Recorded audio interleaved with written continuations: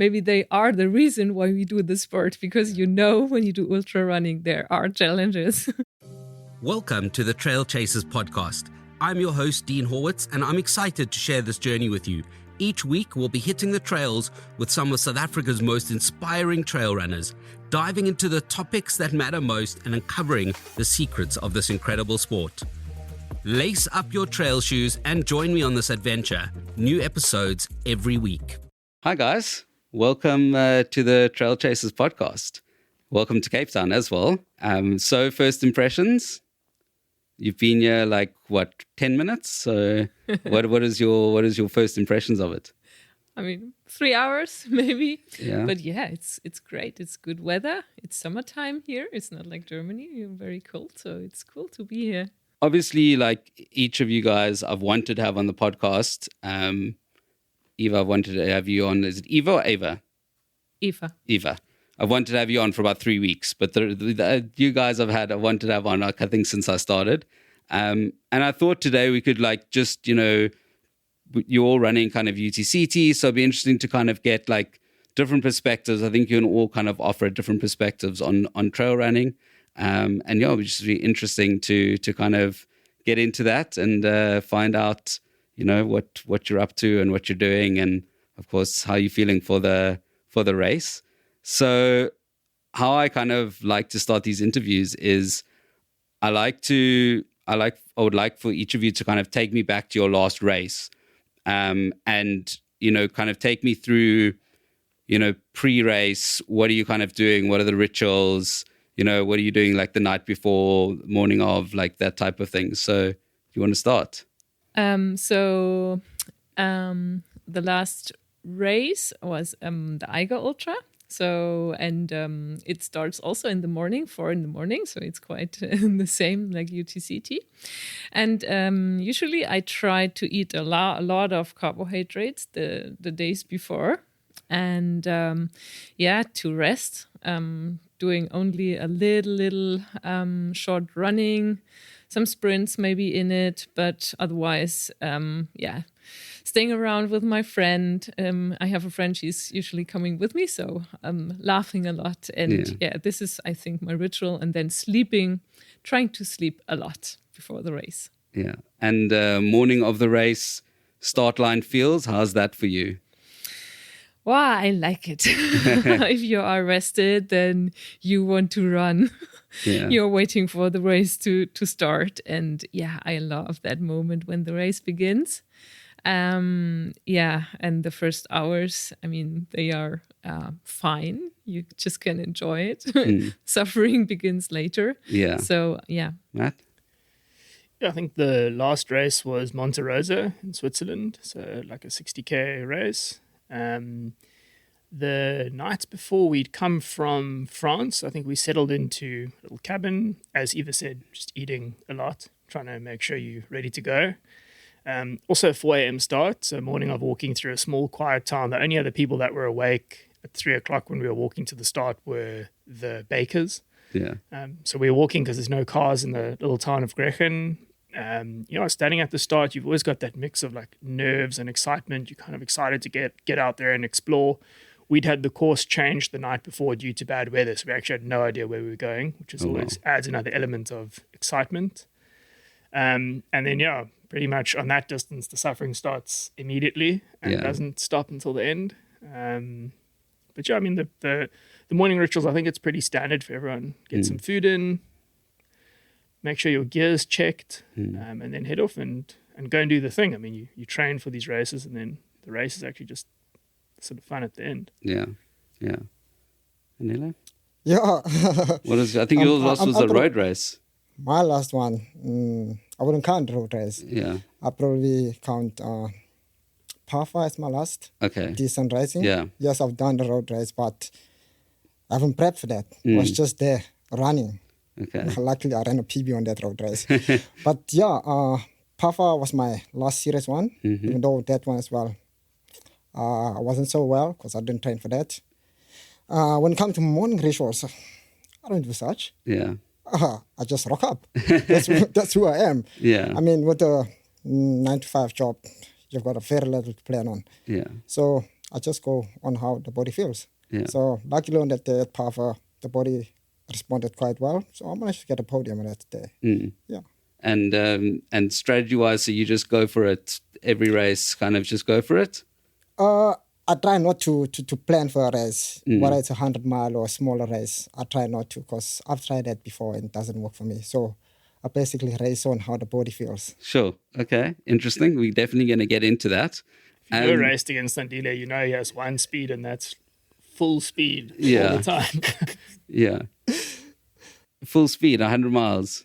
Not in 100 mile. Okay. So I've done a couple of 100 miles. So there's a lot of learning that I've actually learned from 100 miles, how to start, how to pace yourself. But as I said, I don't let all that get into my mind. Yeah. So I basically run on how the body feels. Amazing. I keep it that way. Amazing. And I still control myself at the moment. Yeah. Control yourself, going up, going down. That's basically what I do in a race. When it comes to flat, it's do or die. It's all out.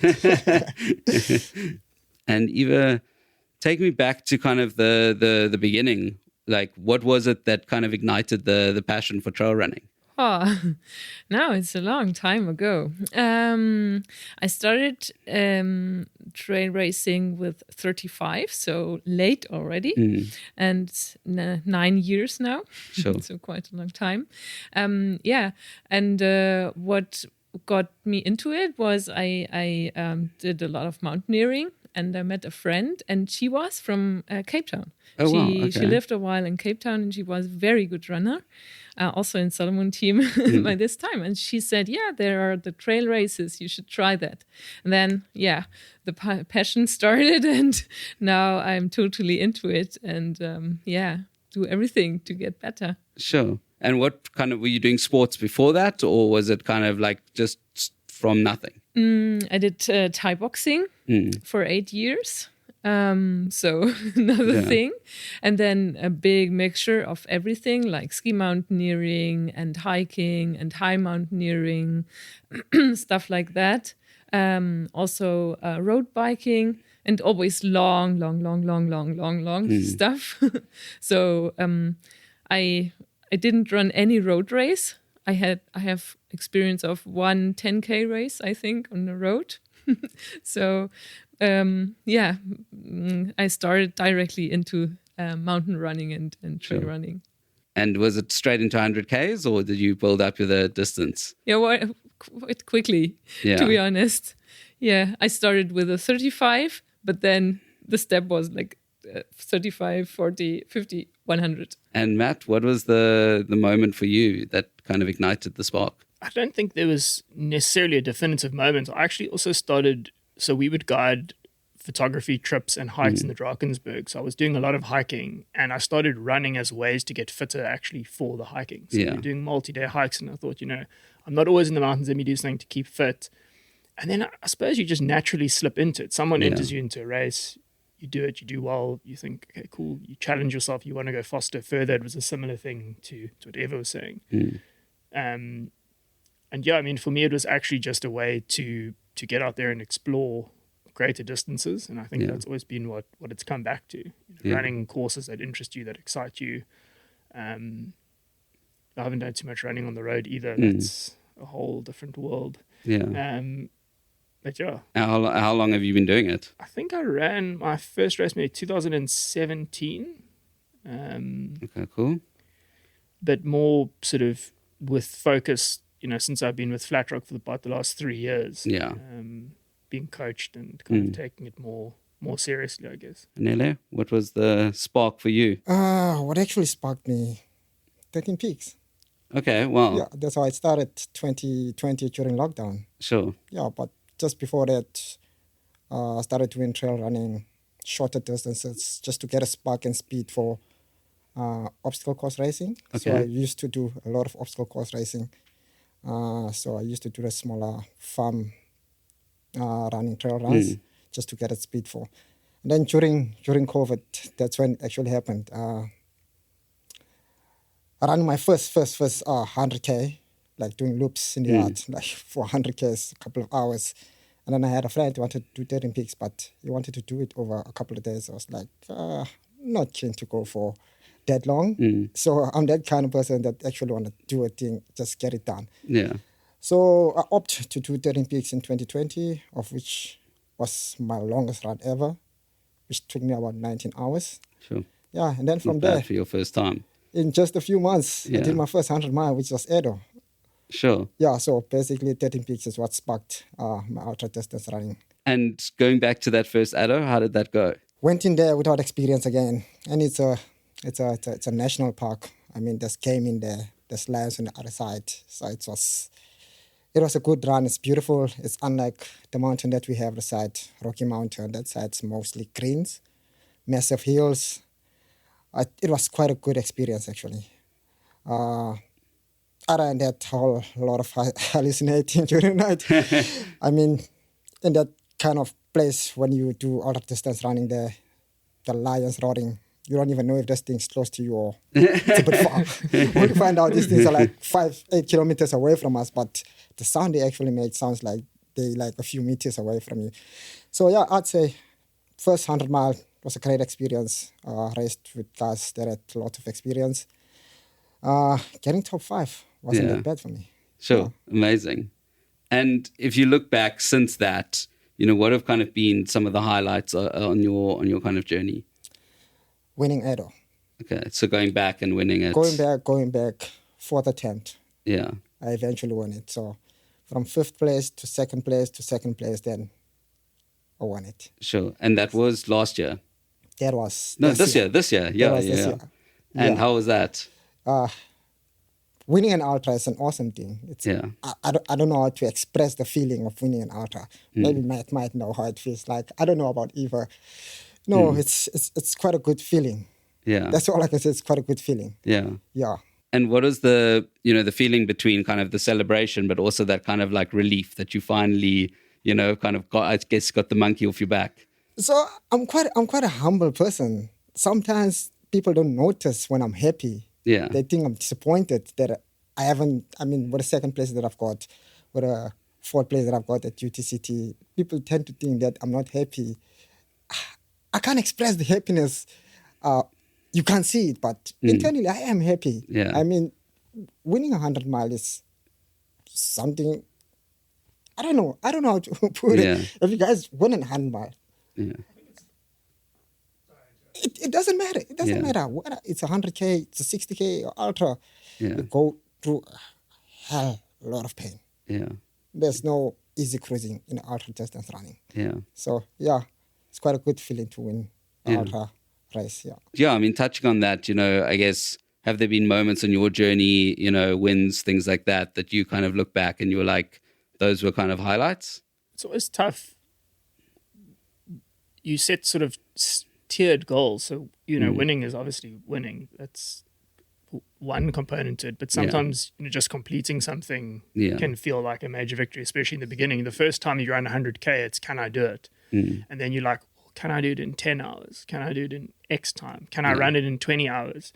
I think each course has different goals and metrics. And there's lots of successes and sort of highlights along the way. I think that's why we each keep coming back. I don't want to speak for other people, but for myself included, I think running is an interesting sport because even if you win, and maybe, and Didi will stand testament to this, you probably want to go back and run a better time.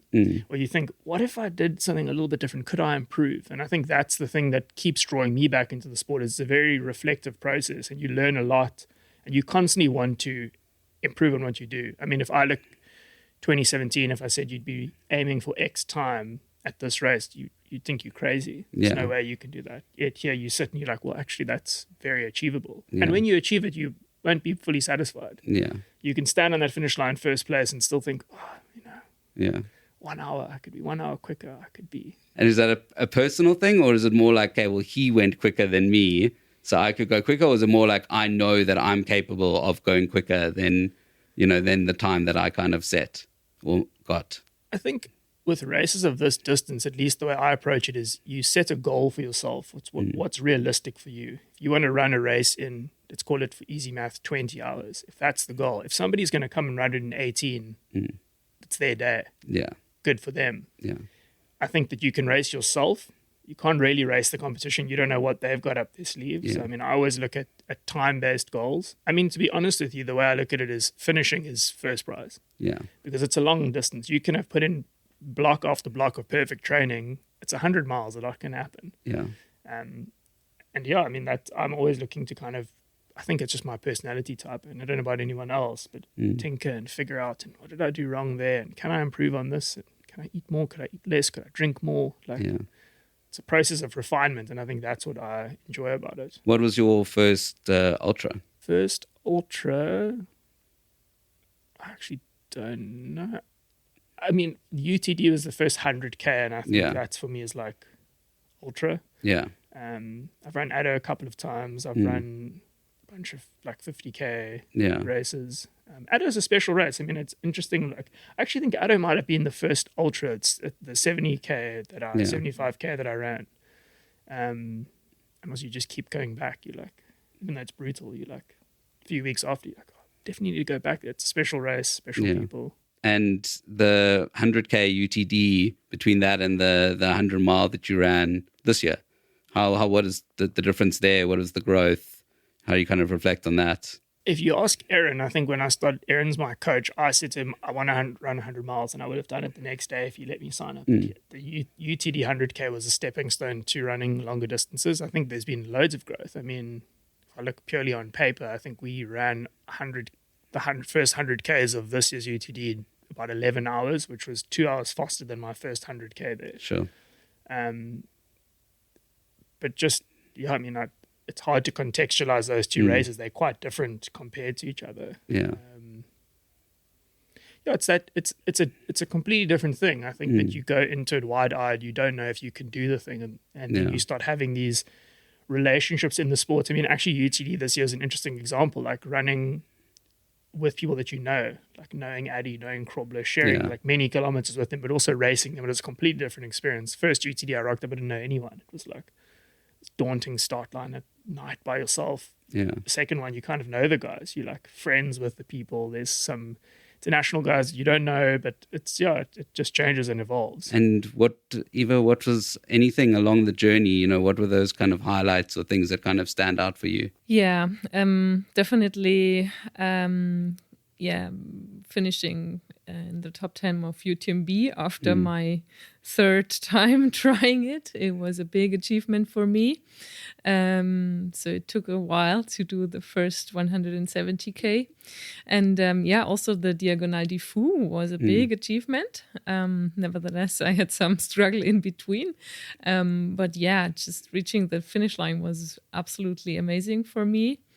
And like you said, is like winning races is always great, isn't it? Like this year on Tenerife, I made the first place at the Blue Trail, which is amazing. And these are the highlights, I would say. But also when you are doing a first time on Gran Canaria, for example, it was such a huge thing for me. Yeah. I couldn't imagine, how can you do that? How can you run 125K? It's not possible. And then you do it the first time. And I think this is really special then. Now I know I can do it. It's the question, how long does it take, or how good can you be in it? But by the first times, you don't know if you can do it. This is great feeling. Yeah. And what is that kind of process of improvement for you, from that kind of first race to where you're kind of at now? Yeah, I'm doing quite the same thing, like you said. It's always after a race, I would try to see what was good, what went good, what went wrong. I always have my list. I'm reading through this list on the airplane, for example. Yeah. So I read what I did wrong at UTMB, for example, and what I tried to keep in mind to improve and to do better. So it's that process of improvement and constant learning. I like it so much that you can learn so much out of the races, and you can also you learn so much about the mind. I'm a psychologist, so I always also want to know something about the mind. How can you deal with thoughts, with struggling or staying committed with what you want to do, what you want to achieve. So it's also like a personality involvement, I would say. It's not only the time goals, but also personality goals I have. Yeah, and what you kind of find out about yourself during the race. Yeah, I think a lot. I mean, the thoughts and the feelings we have, we sometimes take it so personally, but it's not personally. It's something about how much did you drink, how much did you sleep, or how fatigued are you, or how fast are you going. Sometimes I can read my heart rate out of my feelings. If I feel very bad, then my heart rate is too high. Yeah. So, yeah, not taking it too personally. And you mentioned you're a psychologist, so give me a bit of a background in that. How did that get started? What did spark that? A longer time of psychologist, then I am racing. And at the beginning, I thought, okay, these are different things. But now I think, that comes together. I learned so much out of the sport, where you are not only sitting in a chair and telling something about feelings and thoughts and commitments, but you are doing it. Yeah, you are racing. You are putting yourself into the arena, I would say, and you are making a lot of experiences. Can you use these tools? How good are the tools in a really stress moment? So I learned a lot from racing for psychology, and also the other way round. How do you deal with difficult emotions? How can you be present in the moment, stay in the moment? I'm very long time. I'm thinking about mindfulness practices. So staying calm, staying present. Matt, you also obviously got a bit of a professional background. You know, are you videographer, cinematographer? How do you kind of classify? I'm a producer. Okay. So I work in the film industry. Yeah. Sort of more branded content space. I'm the herder of cats. I'm the one that gets the team together. Yeah. And, you know, where did that passion come from? You know, how long have you been doing that? I've been doing quite a while. I mean, I actually started working in advertising. So I was a copywriter, and I did photography as a hobby. And somehow those two things came together. It was a client that once asked, can you shoot for us on set? I shot some stills. The stills jobs grew and grew. And then it was, well, can you get a team of people? Can you get some guys to do video? And before I knew it, that was all I was doing. Yeah. And that's probably been 10 years. I mean, I worked for a very brief period comparatively in advertising, and I've been working for myself. How do you kind of balance that with the running, and also what is the kind of relationship between it? It works quite well. We have periods of the year where we work is cyclical, so I'm not working all the time. We take on projects throughout the year. Sometimes it works out well. I get big gaps of time off, like, you know, January is generally quite quiet. I have periods of the year where I can pretend I'm a pro, basically. Yeah. I can take a couple of months off and train. Other times, like now, is a really difficult job. So we have a team shooting with Novak Djokovic same day as UTCT. That's mega stressful. Like I'll have to be on the phone approving stuff right before the race. We try and put measures in place. So I've got a producer that works with me that takes a little bit of the weight off, but November is a mega busy time. It's the reason I've never historically run UTCT, because it's the busiest period of the year for us. So, sometimes things don't come together, but I think I'm probably unemployable in a 9-to-5 context. Exactly, I don't really know any other way. It's kind of what we've always done. So, how are you kind of, how do you kind of deal with that, I guess, like mentally, and like, how does that kind of affect your prep, if you are kind of taking on that stress right before the race? Do you have like ways of doing it, maybe the mindfulness that Eva spoke about? Out of office email. Okay. No, I think it's always interesting speaking to people, because I think we've all got the same stresses. I think your stress is unique to you contextually, but we all feel the same pressure. I might have a periodic job. Adeli's got a 9-to-5. Eva's got potentially family or a sponsorship commitment or something else. And I think we all deal with it in similar ways. I think you need to try and limit the amount of stress you have because it impairs your ability to train and perform. Yeah. I don't think you can ever really be devoid of stress. Yeah. I mean, even in interactions I've had with pro athletes of all caliber, there's stress everywhere. Yeah. I mean, even at the top of the sport, of any sport, you know, we shoot a lot of sporting content. We deal with a lot of like really high level elite athletes. And mega stress. Yeah. They show up for sponsorship deals. They've got injury. They're negotiating contract. There's no one that's stress is a part of life. I think you have to learn to deal with it. Yeah.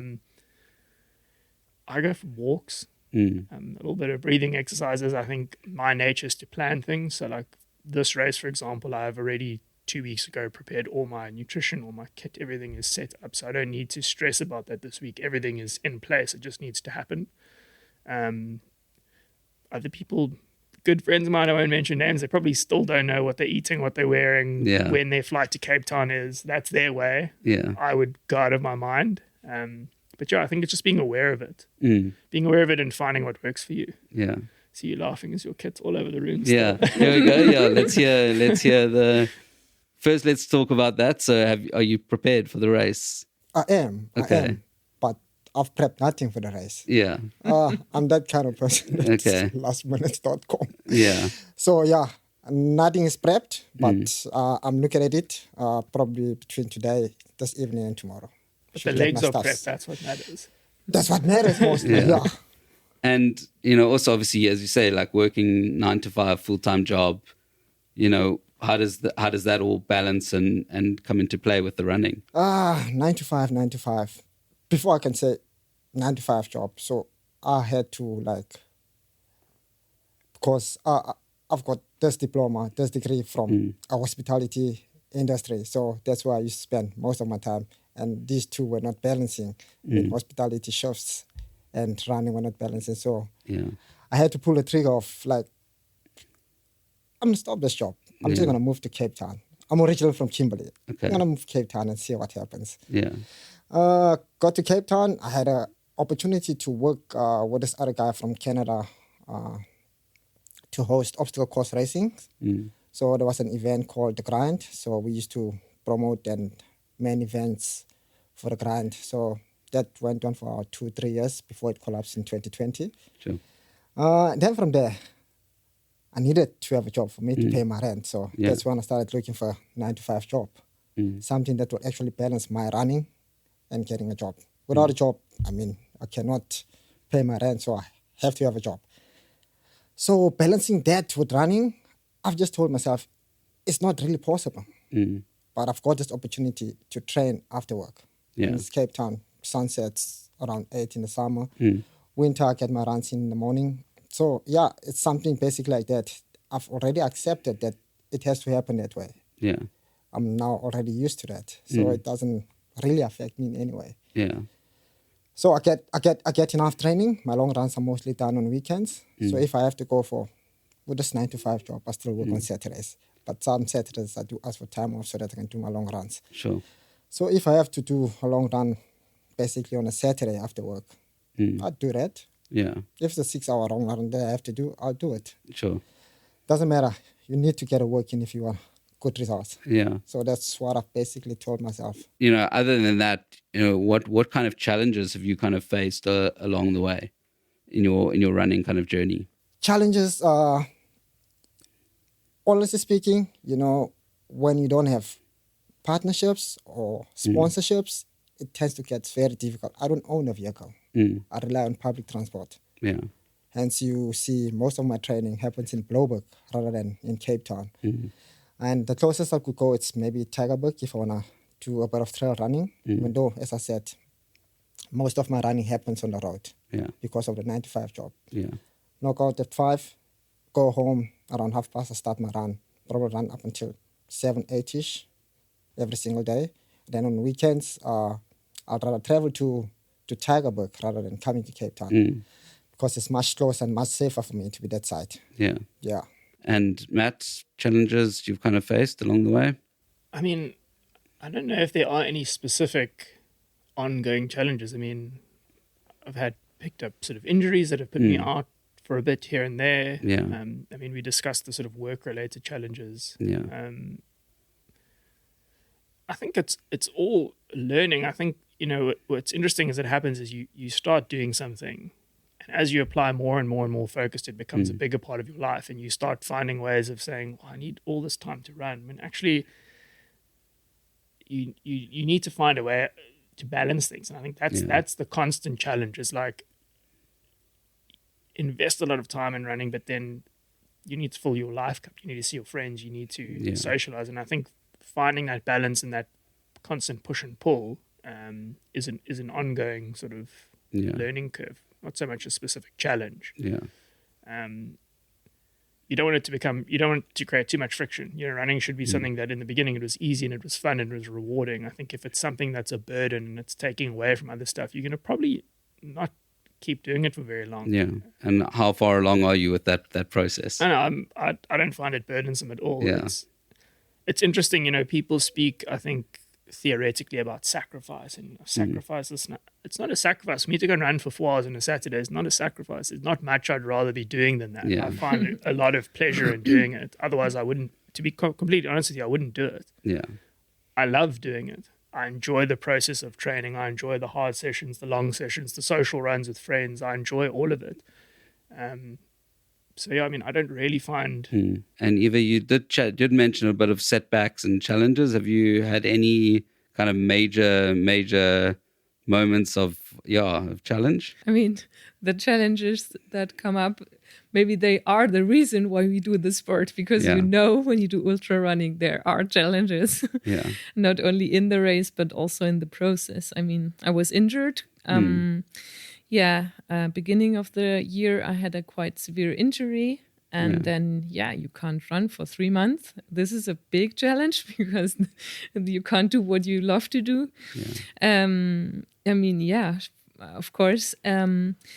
But I think the bigger thing is, how do you deal with the challenges? How do you stay committed? And also sometimes maybe the biggest challenge is when you have 2 things that are important. For example, you want to have more time with family or friends, or in my case, sometimes I want to learn a little bit more, or I would like to study something. And you have to see, if you do the one thing, then it takes away the time from the other thing. And staying committed, and if you want to reach a goal, putting everything in that direction, this is sometimes a challenge. But like you said, it's not only a challenge, it's also the most beautiful thing to do, to go running in the mountains and to have all the time with yourself, also in solitude. I like to be on my own and with my own thoughts, and just in nature with myself. So this is also just a great thing, isn't it? And are you a full-time trail runner? No, I work full-time as a psychologist. Okay. I have my own practice. So I have to fit things together. And because you asked me about the challenges I had, sometimes challenges in the races. For example, when in the Diagonal, I had a time where I wanted to drop out the race, which was a challenge because I had everything, every thought prepared for that moment, that I won't go out of the race. And my mind just couldn't enter my, could you say, will? So I no reasoning or nothing could get me there in this point, and I wanted to finish and get out of the race just because I was too tired and too dizzy. And this was a strange moment for me, because usually I would say I can enter, my mind can tell me something, or my will is strong enough, and this was a strange point for me, that this was not possible. And this is something, a challenge, I would say, or a crisis. But this was very important to figure it out afterwards, to see what could it have been, and how do you prepare for the next time that it happens. And what got you out of it in the moment? I was sitting in a chair And my friend, she took the car next to me, and I stopped my watch. And then I got so sad. And then I said, no, I have to run. Yeah. And then I said to her, don't do the 8 stations. I go through the night alone. You have stayed awake long enough. Now I do it on my own. And I did the last night. Then I went completely alone through the night, and everything was fine again. I don't know. Strange moment. Yeah, that's amazing. I guess that's what happens with these kind of long races. Yeah. Is that there is that kind of time to bounce back. Yeah, but before I was like, okay, you can't tell anyone why you dropped out the race. You can't do it. Imagine what you think about it tomorrow. You can't stop the race. And I was like, I don't care. I go out of the race. I don't care. Yeah. There comes a point in things where there's a switch. Yeah. I dropped out on a cycling race. And what happened is I'd ridden the second half of the course by myself the weekend before, like the last 100 kilometers I'd ridden by myself. And I arrived at that aid station. I don't want to do this anymore. Yeah. I was perfectly fine. I wasn't injured. I had no reason. I don't want to do this.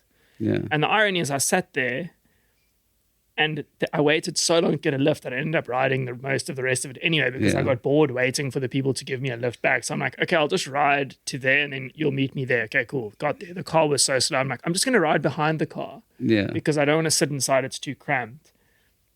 And it's all in your head. You can just figure out how to access it, which sometimes is impossible. But sometimes I don't know if it's also about nutrition and carbohydrates, because when you go to the aid station, you eat and then you have some time and then maybe it floats back to your brain. And I don't know if it also is a point in it. But strange moments. And Matt, how do you kind of deal with those kind of low moments in the race? And also, how do you kind of deal with, as you're saying, like, I just don't do this anymore, versus like what happened at UTCT last year, where it's like physically you're like, there's no way you can kind of continue. And what's the kind of feeling difference between those kind of two?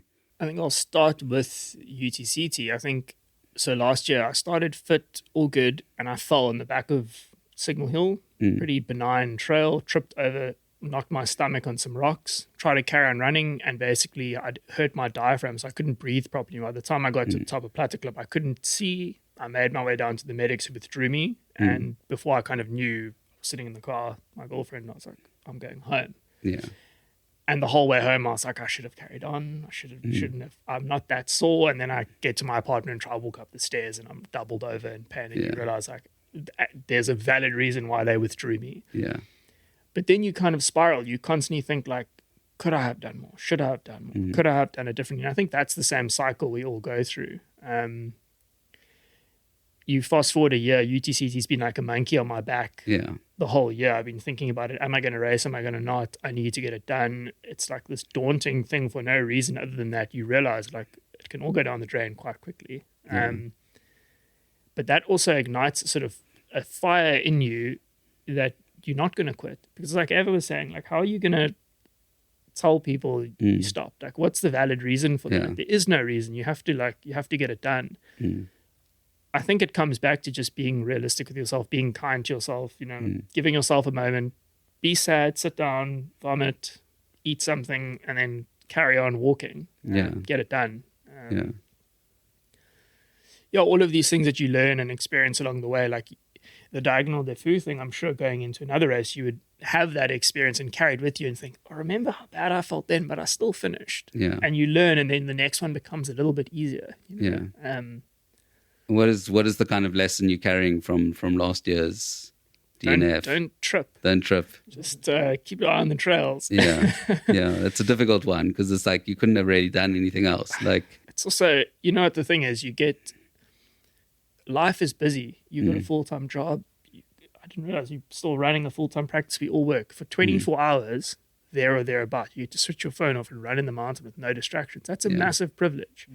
At the end of the day, we're running around a mountain for fun, and people are paying us, sponsoring us, and cheering us on and supporting us. We're traveling around the world doing this thing. That's amazing. You just have to bring it back to that. It's a great thing to be doing. It's not this arduous, torturous. Imagine you've had a hectic 2024. You've run a lot of races, you've put in a lot of effort. Now, cast your mind over to the clear waters of Zanzibar.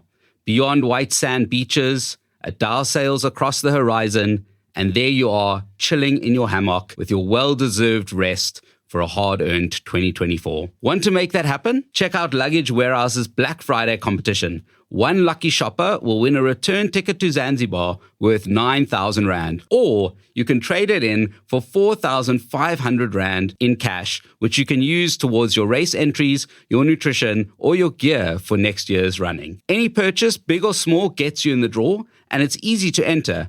Just shop at luggagewarehouse.co.za or in their Cape Town and Joburg stores during Black Friday week. And if you want a bonus entry, sign up for Luggage Warehouse's newsletter and you'll get one when you make your purchase. Head over to luggagewarehouse.co.za/Zanzibar for the details. T's and C's apply. How do you kind of deal with those low moments in the race? I've basically learned to deal with such moments. But just before that, I have to agree with Matt and Eva here. I'm one person that hates to explain why I dropped out. So that's one reason that I'm not willing to drop out. Yeah. Unless it's safety reasons, like what happened at Maxi was last year. Last year was extremely cold at Maxi. We had 4 river crossings, as tiny as you can see. The body just switched off. Yeah. So I just told myself, it's end of the race. The distance itself was reduced from 75 to 65. I withdrew at 55. 10 Ks to go, which is basically a last stretch of tar road to the finish. But because of safety reasons, I had to stop the race there. Other than that, dealing with such moments, I'm one kind of person. Once, I'd say probably if I hit the wall or things are not going well in a race, I take my time. I just tell myself, I don't care who passes me. I don't care what happens. All I'm going to do, I'm going to take it easy, eat, I'll definitely get back. Yeah. That's how I deal with it. Yeah. I've gotten back in so many races. I've been in the lowest, back into the highest. Yeah. So yeah, I just have to find a way. I found it and I deal with it. Do you find that in the shorter races as well as the longer races you can do that? Not really. Not in 100K. Okay, let me not rather mention 100K because I've only done 100K, which is UTCT 2021. In 100 miles, mostly. It happens in 100 miles, not in the shorter distances. Yeah. I'd say it happens mostly in 100 miles. And the funniest part, it always happens in the first quarter of the race. Yeah. So I feel privileged that it happens to me. If it has to happen, let it happen in the first quarter. Yeah. I mean, I have, most of the race to recover. So yeah, like last year, I hit the wall going up Player Club. Like 14, 15 guys went past me just going up Player Club. Yeah. I caught at 14, 15 guys going down Landadna Ravine. So I just tell myself, take it easy. Don't stress. This is not the end of the world. You'll get back. What draws you to those longer distances? What draws me to longer distances, it's ultra distance running. It's quite different. I like the suffer. Yeah. You just have to deal with it. You are going to go through it. No matter how hard you train. You can log in your 8-hour runs. You can log in your 10-hour runs. Doesn't matter. You are going to experience pain. It's 100 mile. I'm still waiting for someone that tells me that they had a comfortable 100 mile. I don't believe in such. Probably admire. You must speak to him. He looks like he runs them too easily. we sometimes make it look like we are not suffering, but deep down, I mean, I've done 100 miles. I've been to 8 stations. I don't remember one 8 station whereby people say, he's suffering, he's hit the wall. I'm always smiling. People tend to think, he's strong. But I know, deep down, I'm in pain. But I'm just going to carry on through this pain. Yeah. They say, the quicker you move, the faster you get it done. Okay. The slower you move, you're still going to experience the same pain for a longer period. So just get the thing done. I like that. Get the thing done. So if you're going through pain, when I mean pain, like we're running 100 miles, your joints are going to get sore. Things like those. I'm talking of that pain. I'm not talking of injuries and stuff. I mean, such things are going to happen in 100 miles. So all you have to do is just keep moving. Yeah. So I believe in just get it done. move faster so you get this thing done. Mm. You don't want to be there for 2 nights having the same pain Yeah. over a long period of time. Mm. So yeah, it's basically a mental thing. Yeah. It all depends how strong you are mentally. Yeah. So I'm that kind of person that just tells myself whether it's hurting or not, I'm just going to push through. Amazing. And Matt, what do you kind of love about the longer distance stuff? A lot of it is the courses you get to run. I think you get to experience a large distance of a place. I mean, some of the places we've gotten to run, you know, like you were saying, Dagon Defu, you would never go there unless you were running. You can't access it. Adda is another example. It's a national park. You can't just go and run there on a Saturday because you want to. Yeah. So for me, it's twofold. The one part is experiencing the landscapes. And that's always what drew me into it. And then I think there's very few other things in life that I've experienced that allow you to sort of scratch beneath the surface of your personality a little bit and see, like, what type of person am I? When this happens at this point, how am I going to respond? Yeah. It's, in that sense, quite meditative, quite reflective. It's, yeah, you get to sort of have a deeper look at yourself, which keeps drawing you back. Yeah. And I think I like to suffer as much as you do. You have to. But you do, yeah. You have to, you know, you have to If get you it don't done. like it, man, you're not moving forward. Yeah. You have to. And Eva, what do you love about it? Yeah, that. And do you like to suffer? Yes and no, I would say. If you don't like suffering, it doesn't make any sense to go into a 100-mile race or 100K race. Yeah, I like about the suffering, the mental side of it. I like it, really to get to know yourself in these places so much. You see, your skill set, does it work or does it not work? Like the evolvement of the personality that you can, if you go through that kind of suffering, and you can deal with very, very long hours of impulse control, maybe you could say, then you can use it for the rest of the life. For other things, when you have a goal and it's not easy to reach it, or for the moment it's difficult, you get impulsive. And I think it goes very deeply into the personality. And I think I like the evolvement you can make through it. And what brings you to Cape Town? Like, what drew you to UTCT? It's a very long time that I have it in mind. And sometimes it was a little late in the year, because you have already, when you live in Europe, a very full year, and then in November. But this year I thought, okay, I will I will come here for sure. And I'm so happy to be here. I think it's one of the most amazing places to be for racing, and one of the most well-known races in the world. So it's an honor to be here and to have the opportunity to run. Amazing. And how's your training been for it? You know, how have you kind of trained, especially in Germany where it's like minus degrees? Yeah. I have done a lot of heat training recently, which is on the indoor bike trainer, with trousers, 3 jackets on, with hats on, with gloves. Amazing. It's a very funny picture. Yeah, I actually would love to see those pictures or videos. Yeah, if you don't smell it, everything is okay. Yeah. So If can it's imagine. just a picture. Yeah. Yeah. And do you feel ready?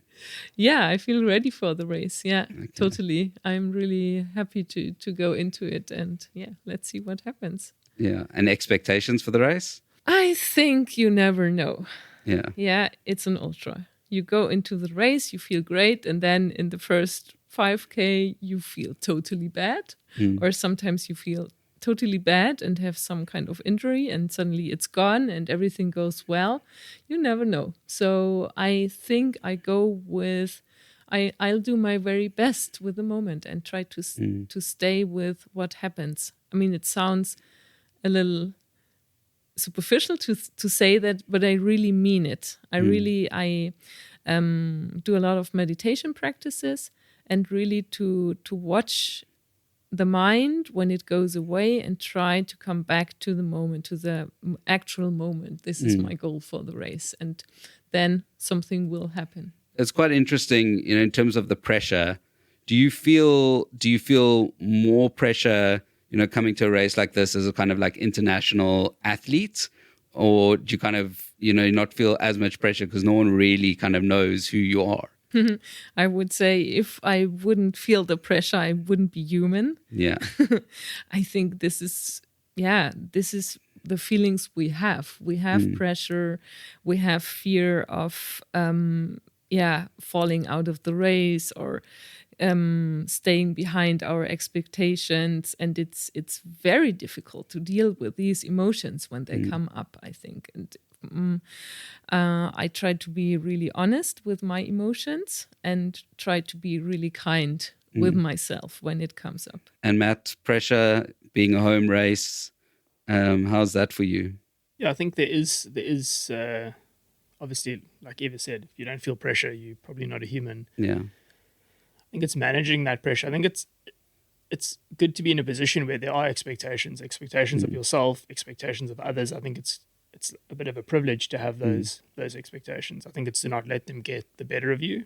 And exactly like you said, I mean, that's my goal for UTCT, is just be present, to actually experience the course, to not get bogged down in your head, looking at your watch, looking at the other guys. It's just to experience the race. And training has been good? Yeah, I've had a really good training block. Yeah. I think things have gone as well as they could have. No major issues going into the race. I think I'm ready to give it my all. Yeah. Which in and of itself, it's actually so interesting. I've gone into races off the back of a niggle, like a little bit of an ITB problem. So you kind of have zero expectation and you perform amazingly. Because you don't care what happens. You're actually saying, I haven't run in 5 weeks. I'm going to just got a bit of training, give this a shot and see what happens, and you do well.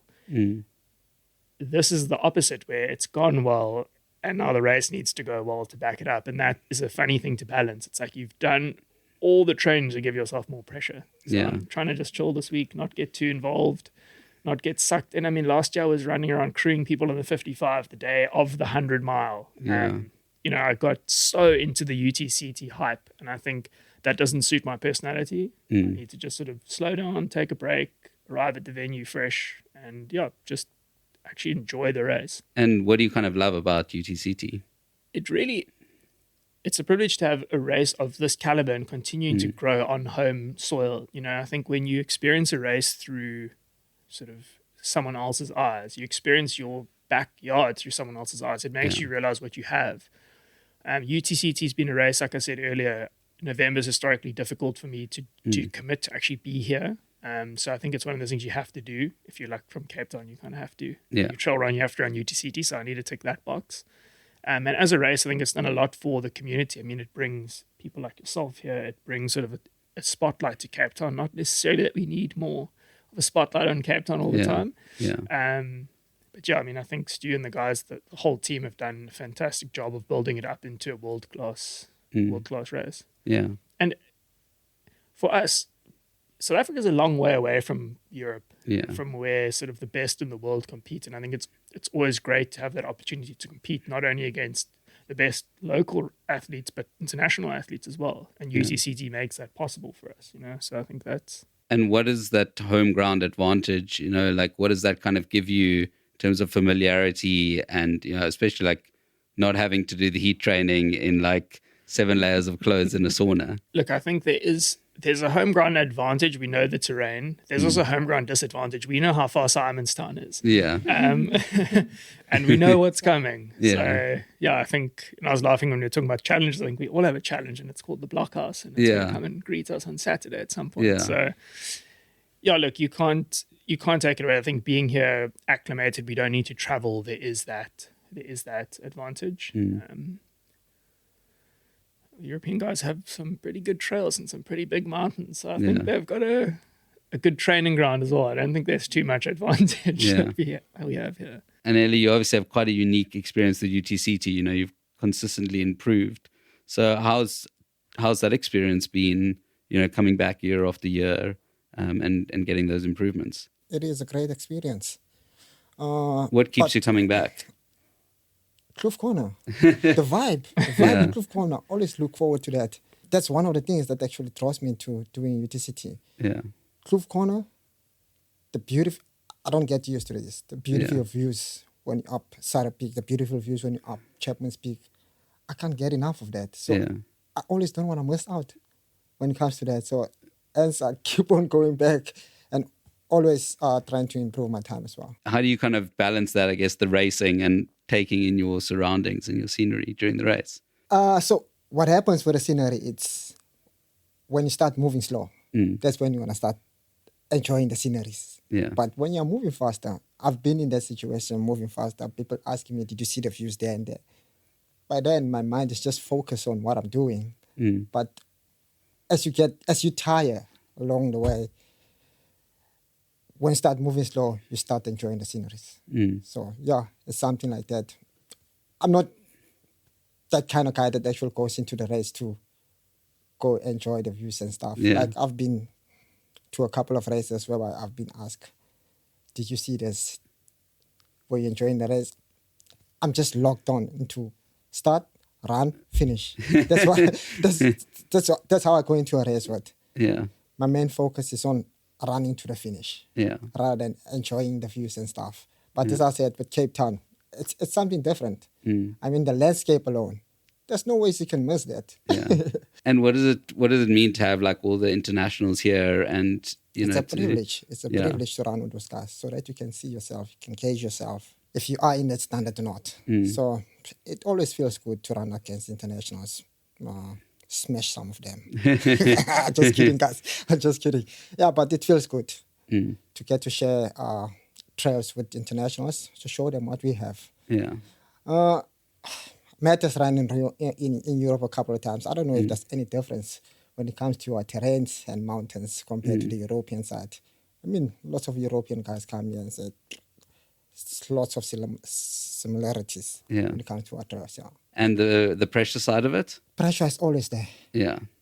UTCT itself builds it up when they put you up there. When they put you on socials, that's when the pressure builds up. Yeah. But I found ways of dealing with pressure.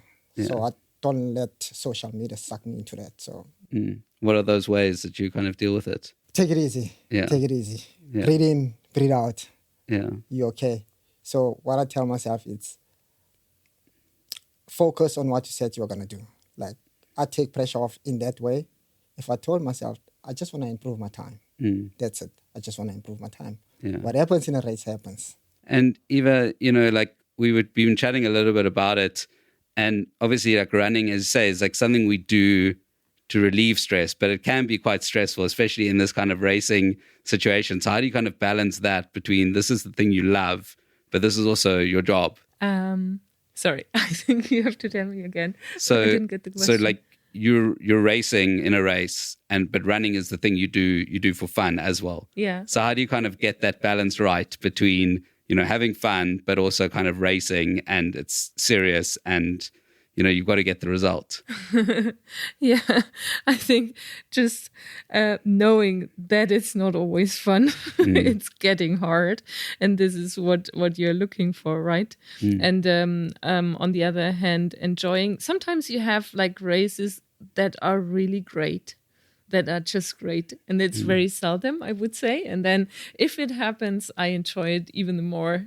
Then it's this race, the one race where everything goes fine and you are such in a good mind state. And it's seldom. And Matt, how's that kind of search going for you for that like elusive perfect race? I think you hit it on the head. Sometimes they come and you feel a bit guilty actually. Sometimes you finish a race and you think, might have been too easy. That felt like nothing went bad there. Yeah. I think that search continues. I don't know if you'll ever perfect it. I think your goals shift, your goals change. You want to run further, you want to run shorter and faster. There's so many ways that you can confront these things. So I don't know if that search will. I don't know if there's a destination there. Anele, what is the trail running community? What does that mean to you? What makes that so special? Camaraderie. Yeah. Yeah, the trail running community in Cape Town is quite amazing. I don't know of any other community when it comes to trail running in Cape Town. Getting to meet new people every time you meet this community, there's new people. There's lots of things to learn out of people. Yeah, it's basically what it is. Good community of people. Matt, how do you feel about why do you think it is that we have such a amazing community here? I'm not sure specifically in Cape Town. I think the trail running globally is something that connects people. You can arrive at a strange small village. If you run, someone will run with you. I mean, I work in the film industry. I've gone to weird places, and there'll be a runner there, and there's something that you bond over, and you'll run together. It's this shared sort of passion. And I think that's the common denominator, is finding a thing that's accessible to a lot of people. You know, it's not like a very niche hobby, horse riding or something that only certain people do. Everyone can run, and I think that bonds people. And I mean, you form great friendships over a long period of time. So you can tap into communities all over the world. And what role do you think that community kind of plays in a race like UTCT? I think it plays a huge role. I mean, like Anele said, you only have to look at Kloof Corner and the Mountain Men and what they've kind of built around these sections of the race. And I think you see that all over the world. You know, people know there's a race in their village. They're proud of it. They come and support it. I think without communities, it would just be a bunch of strange people running through the mountain by themselves. You know, I think community is also an interesting term. When we think about community, you think about Tuesday Trails and the 5,000 people that are going to rock up there shortly for a run. But then it also goes down to the smaller communities, the people around you that support you, your friends, your family. People become interested and invested in your journey. So there's these sort of communities of support all over, and I think it's great. Eva, what's the German trail running community like? Yeah, it's a really nice network, I would say. And it's friends you have for years and years, and it's so nice. If you come here, you know, you meet people again and again. And this is really the nice thing. And also because you ask about the community, I would say the special thing about it is really that you are not running so much against each other, but also with each other against a very, very long, hard track. And the first thing you do when you go to the finish line is asking, how have the others done, or how did blah blah blah feel? So, and I would say this is really special in the trail running community, that you are running, that it builds connections. And I like that a lot. And that you can go to South Africa and you immediately make connections to people, I would say. Like you can connect so fast, and you have it all over the world. And even if you don't know someone at that place, you know someone who will know a person. And then if you are to the US, and you can run with people who do trail running and share the same passion. So it's really making connections, which is, I think, in our times really important. To get to know people and to have something in common, and to see that we are in a way not all the same, but we are in many things the same. I like that a lot. Someone who's getting into trail running, you know, what is the kind of advice? You know, what is the one thing that you kind of tell someone who's like, I want to start trail running? Stay patient. Don't think about what goes wrong, because failing is learning. So if you can't do it not at that moment, you will be able to do it, and you will figure it out, and at least just stay with it. Just stay with it, and we have our goals, and we want to be good at every time, but sometimes we are good, sometimes we are not so good, and this is the process. Matt, secret sauce, what is that? Secret sauce? Yeah. Do you mean like a sauce that you consume, or what type of sauce? Like what is what's the kind of secret sauce for trail running? You know, what is the advice you would give someone, you know, starting out? I think, to follow on what Eva was saying, I think commit to the process. I think you want to be consistent, and you want to be in it for what it is. You know, you don't want to set a goal and think it's one and done. I'm going to run this, and then that's that. So I think, get invested in it. You know, set yourself goals, realistic goals. Go out, do them. Enjoy the act of doing it. I think it's such a simple thing. We can way overcomplicate it. You know, there's not a piece of kit that I recommend to somebody. Like, go and buy these shoes or this pack or this thing. I don't think you need. I think that's the wrong focus. It's just find what part of the sport you enjoy and pursue that. pursue it as far or in as much intensity as you want. Yeah, I love that. Anele, do you have any advice for beginners? So my advice is start small. I've seen people that have started trail running, starting with UTCT, and they end up not liking trail running because they went into a technical race, unlike going for easier race. I mean, there's a couple of events out there, like your Maxi. You start small, start with those kind of trail run races, which are non-technical or less technical, and then you transition into doing your table mountain trail running and stuff. And what does the future hold for you? Short term, long term? Obviously, UTCT done. You taking a break, or going straight back into training? I am taking a break a bit. I'm actually going to move on from doing ADO. I'm going to try to UTD. That was my first UTD. I'm also looking to do one European race. Nice. Next year. As for UTMB, I'm not ready for UTMB yet. Okay. As Matt says, those mountains are massive. Yeah. I mean, with UTCT doing what? A third of 8,000 meters, you can feel that. Now imagine times 2 or 10,000 of that, let me say. So yeah, as for UTMB, in the future, not now. It's not in the plans yet. Maybe in the next 3 years. Okay. Yeah, but next year, definitely UTD. I'll probably do a back-to-back with Mart 100 mile as well. Okay. Yeah. Nice. Matt? A long holiday. Yeah. So I'm hiking in the Cederberg, I think, over January. I haven't committed to any races next year. Pass 100K is potentially something I'd consider early in the year, and then probably spend some time in Europe. So I'd like to do. I'm reluctant to call out races specifically, but I'd like to spend some time racing in Europe, and then potentially like TDS, if not UTMB this year. And yeah, other than that, to be honest, I don't really set any goals in December. I take December off. January, I'll start fresh and see what excites me and what inspires me for the year ahead. And big goals?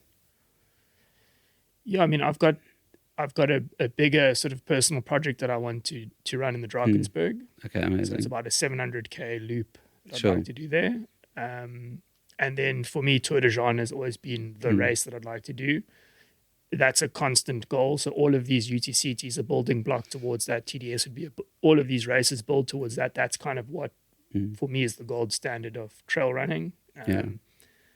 It's a matter of being ready. In maybe 2026, 2027, I think that's the longest term goal that I have at this point. Sure. Eva, what does next year look like? What is the big goals? It's a fast packing route, by the way. It's like a long multi-day thing, the 700K. Yeah, not going to do it in 24 great. hours. I will do that with Matt. I decided I had to do that with you. This is my big goal. It sounds great. No, just joking. I will go to Eiger. Back to Eiger, because this year I lost my first place in the last 5K. Oh, wow. And I was so sad because this would have been the biggest achievement of my career, I would think, if I would have won it. So I have to go back next year. Maybe Mute would be a goal, and also the World Championships. And who knows, maybe I go back to the Diagonal again. I don't know. Let's see. Just moving around a little bit the goals and seeing where the motivation goes. Yeah. And do you also have a bit of a break in December, or? Yeah. I always think I'll have a break for sure. I'll have a break, and then after 3 days it starts like I want to run. Yeah. But here I will have some hiking. At least 1 week of not running is for sure. Nice. And big goal? For life, is there one race, long term? Yeah. No. To be honest, at the moment there is nothing in my mind, but I'm constantly looking for it. Yeah, chat to Matt. He's got some. You can join him. I've got plans. The Tour de Jean. I don't know. It's a long way to go. Yeah. And so many nights without sleep. I don't know. I know. So I have to look for my own new goals. I think. PTL also. Amazing. Yeah. Thanks, guys. This was great. Thank you so much. Thank you for joining me. Yeah, thanks and for the yeah, invitation. good luck for the next few days. And we'll see you all on the weekend. Thanks, man. Thanks Thank a lot you. for the invitation. Yeah. Feeling fired up after this incredible episode? Dive deeper into the world of trail running by exploring our other episodes, available wherever you get your podcasts. We're eagerly awaiting your feedback as well, so connect with us on Instagram at TrailChasersPod. Don't hold back. Like, comment, message, and share your thoughts. Until next week, keep chasing those trails.